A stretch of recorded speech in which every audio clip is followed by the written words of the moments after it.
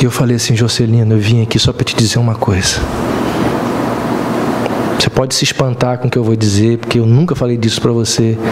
Mas eu quero dizer para você uma coisa: se você morrer sem Cristo, você vai para o inferno. Fui direto. Falei: meu amigo, você precisa se converter.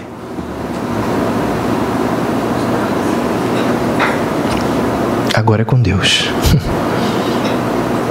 Irmãos, nós precisamos alertar as pessoas que nos cercam de que elas vão para o inferno se morrer sem Cristo.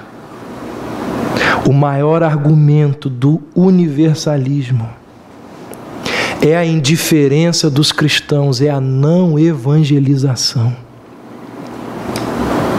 Quem realmente acredita no inferno não seria tão passivo com o destino das almas das pessoas que ama.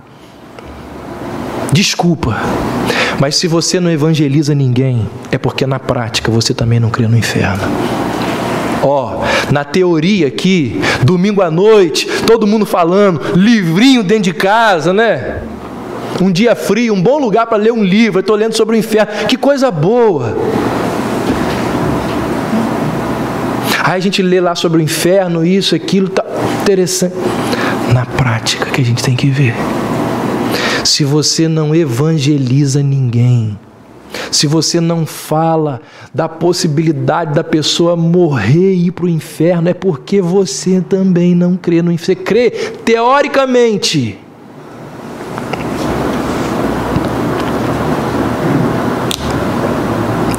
É muito diferente do que Paulo diz lá em Romanos 9. Paulo diz assim: tenho grande tristeza e incessante dor no meu coração. Alguém lembra por quê? Paulo diz: porque eu mesmo desejaria ser amaldiçoado e excluído de Cristo por amor dos meus irmãos, se isso os levasse à conversão. Paulo diz: olha, as pessoas ao meu redor que estão perecendo, eu tenho constante dor, incessante dor e tristeza no meu coração. Então, por que a gente deve estudar sobre o inferno? Para que isso produza em nós amor pelos perdidos.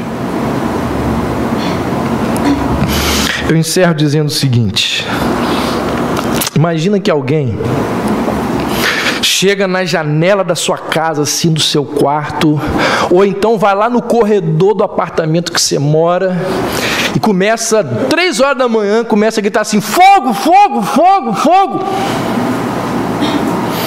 E começa a gritar: fogo, fogo. Você levanta ali desesperado, pula da cama quentinha e tropeça numa cadeira ali no meio da escuridão, muda de roupa correndo, vai lá, chama a família, acorda o filho, vai lá para o meio da rua de madrugada. Se for brincadeira, aí é que o cara vai ver fogo, né?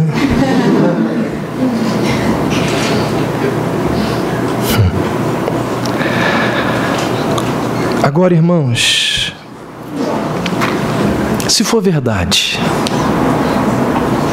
se a gente realmente visualizar as chamas e o estrago que aquele fogo está levando ali para a nossa casa, para o apartamento, nós seremos eternamente gratos àquela pessoa que nos alertou do fogo enquanto nós dormíamos. Já viu aquela propaganda lá que tem na televisão, que um indica o tigre para o outro e o cara já morreu e o outro está agradecendo eternamente? Nós seremos eternamente gratos àqueles que nos alertaram do fogo enquanto nós dormíamos. A questão aqui, preste atenção, a questão não é a voz alta, a questão não é a hora inconveniente, A questão não são as palavras assustadoras, a questão não é o transtorno, a questão não é a tensão, a questão é a seguinte: a advertência procede, a advertência é verdadeira, porque se procede, quanto maior e quanto mais alto for o grito, melhor. As advertências, elas são desagradáveis, mas elas são bem-vindas. Se elas são reais, elas são bem-vindas. E mais, elas são bondosas, elas são benéficas. Nós precisamos delas e precisamos nos aproveitar delas.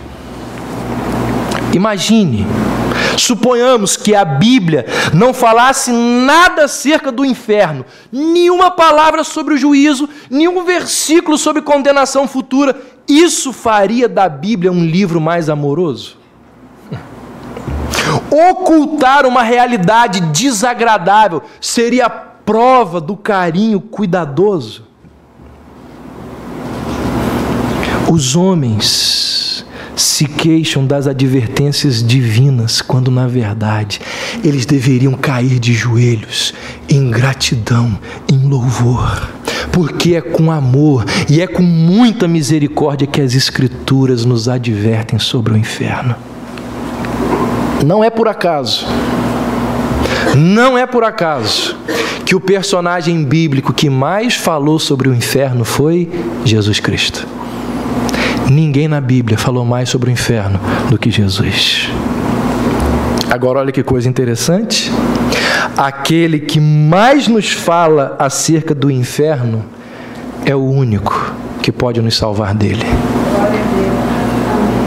A pessoa que Deus envia para nos advertir do inferno é justamente a pessoa que pode nos livrar dele. O Pai envia a advertência por meio do Salvador. Essa pode ser uma advertência dura,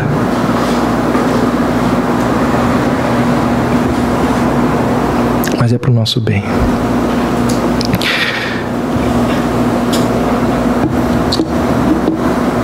Eu não sei do destino da sua alma, eu sei da minha. E o que eu sei acerca de almas, segundo as Escrituras,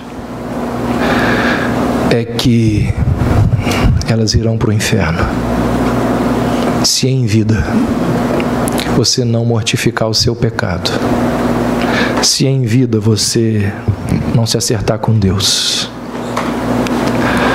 Assim como eu falei para o Juscelino, eu falo para você: se você morrer sem Cristo, você vai para o inferno. Que Deus sonde o seu coração e te ajude a não tratar com leviandade e desprezo essa doutrina tão séria que é a doutrina do inferno. Entende por que a gente tem que estudar sobre o inferno? Semana que vem a gente vai falar sobre a eternidade, depois sobre os sofrimentos e por fim nós vamos ver que lugar é esse, o que acontece nesse lugar. Que Deus nos abençoe. Amém. Amém.